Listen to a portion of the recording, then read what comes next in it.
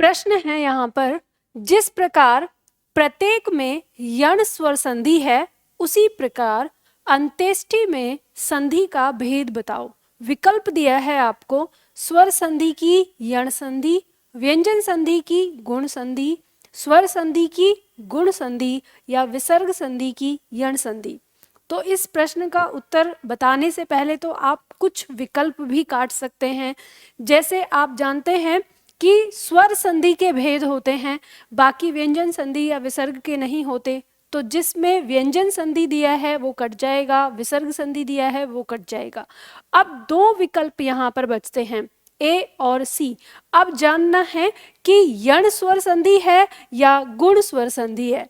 तो ध्यान दीजिएगा, बहुत सारे छात्र इसे इसके अनुसार देखेंगे कि आधा त और य दिया हुआ है तो यहाँ पर यण संधि हो जाएगी, जैसा कि इसमें दिया हुआ है।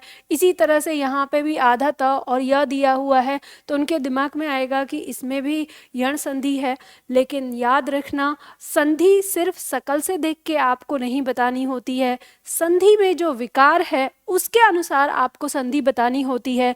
तो ध्यान दीजिएगा, अंत्येष्टि शब्द में जो संधि है वो यहाँ है, यानी ए जो यहाँ शब्द में दिख रहा है। इससे हमें पता चलता है कि इसमें गुण स्वर संधि है।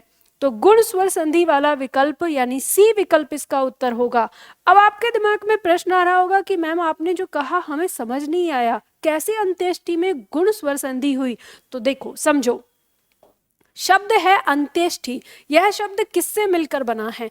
तो यह शब्द मिलकर बना है अंत्य प्लस इष्टि से, अंत्य प्लस इष्टि। अब यहाँ पे इष्टि शब्द का अर्थ होता है यज्ञ, समझ गए, और अंत्य का अर्थ है अंतिम।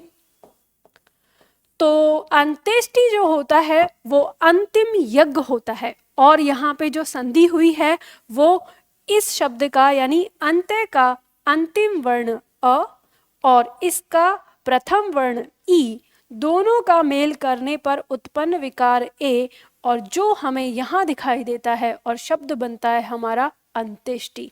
इस तरह से हमें समझ में आता है कि अंत्येष्टि शब्द में हमारी गुण स्वर संधि है।